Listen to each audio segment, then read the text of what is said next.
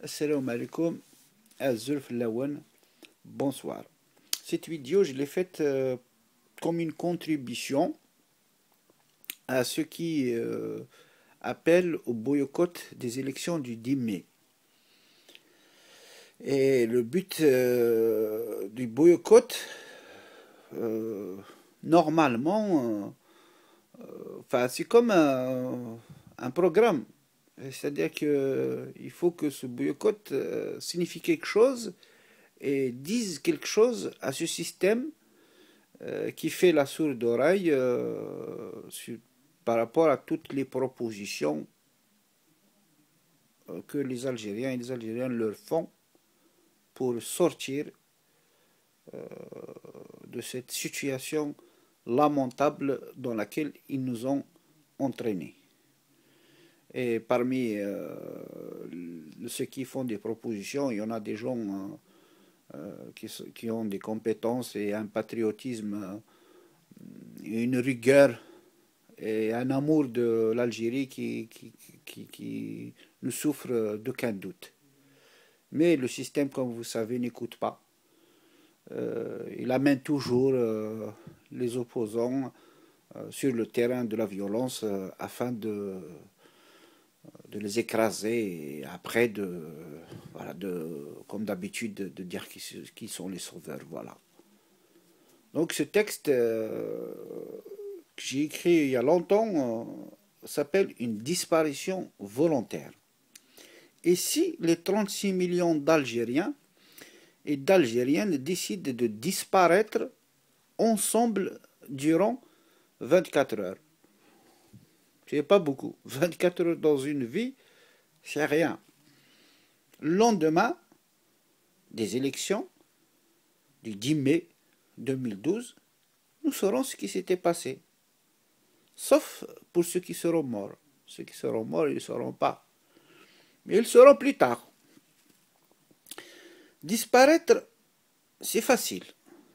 Il suffit de décider de ne pas voir, de ne pas entendre, de ne pas parler, de ne pas penser, de ne pas sentir. Il faut essayer d'éviter de sentir ni l'espoir, ni la haine, ni la colère, ni aucun désir. De ne pas manger, de ne pas rêver, de ne pas méditer, etc. etc. C'est-à-dire pendant ces 24 heures-là, il faut que ce soit comme ça. Chacun va faire un effort. Il suffit de ne pas allumer la radio et la télé, de ne pas acheter de journaux, de ne pas lire, de ne pas se connecter à Internet, de ne pas répondre aux critiques si quelqu'un vous les fait, ni aux flatteurs, de ne pas dépenser son argent, de ne pas travailler, et de ne pas vendre ni acheter. Pendant ces 24 heures, il suffit de ne pas marcher, de ne pas embrasser le front noble de ses parents, de ne pas tenir dans ses bras accueillant ses enfants, et de ne pas embrasser ou aimer sa femme, de ne pas analyser la situation sécuritaire, politique et économique de notre pays, et même de l'étranger, de ne pas militer, de ne pas chercher un ennemi, et de ne pas se mettre à la quête d'un ami. Il suffit de ne pas être supporter acharné du club de son cœur, de ne pas inviter ses amis ou sa famille chez lui, chacun chez lui, chacun pour soi, et les chèvres, comme ils disent, seront bien gardées. De ne pas se soucier du lendemain, de ne pas regretter hier, comme on dit chez nous, hier est mort et demain n'est pas né. De ne pas téléphoner, de ne pas avoir envie d'une figue sèche, ni d'un sandwich au garantita, ni d'une bière fraîche pour ceux qui boivent.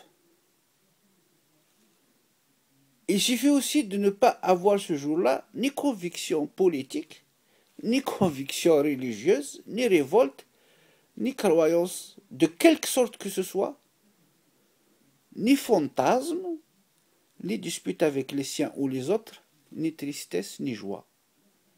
Il faut essayer d'être neutre, d'une neutralité bienveillante, ferme est forte.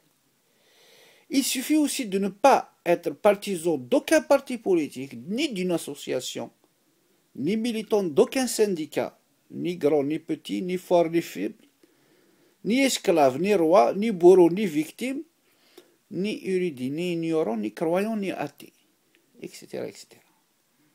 Il faut, ce jour-là, être comme un bébé qui vient de naître, ou comme celui qui vient de mourir, ou comme celui qui ne peut rien faire, absolument rien faire, quand il se trouve dans une situation donnée, une situation qui l'hypnotise, qui le sidère, ou qui le terrasse totalement. Il faut vivre ce jour-là comme s'il n'existait pas. Comme quelqu'un qui dort 24 heures dans un sommeil profond, un sommeil sans rêve, un sommeil sans cauchemar, un sommeil comateux. Il faut que nous soyons tous, et tous donc, dans un coma profond, insensibles à la réalité et à ses stimulus, sans imagination, sans capacité de contemplation et sans capacité d'évasion.